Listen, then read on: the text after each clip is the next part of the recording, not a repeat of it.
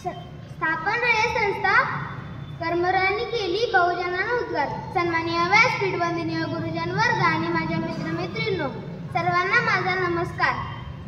मी आज आपल्या समोर थोर समाज सुधारक कर्मवीर भाऊराव पाटील यांच्याविषयी बोलणार आहे. सर्वप्रथम सर्वांना कर्मवीर भाऊराव पाटील यांच्या जयंतीचे खूप खूप शुभेच्छा.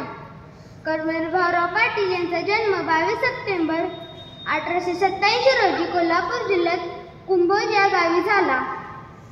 त्यांचे पूर्ण नाव भाऊराव पायगोंडा पाटील असे होते.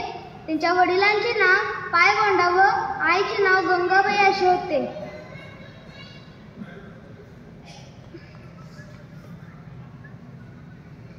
पण ते सर्व समाज एवढे मिसळून जायचे की बहुजन समाज त्यांना आपलासाच वाटायचा. त्यांना अस्पृश्यतेबद्दल खूप चीड होती.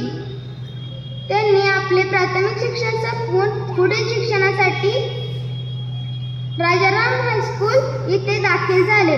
तिथे त्यांच्यावर राजश्री शाहू महाराजांचा प्रभाव पडला.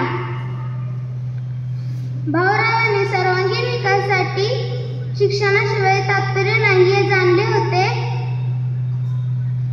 म्हणून जनतेपर्यंत शिक्षणाचा प्रसार करण्यासाठी त्यांनी रयत शिक्षण संस्थांची स्थापना केली.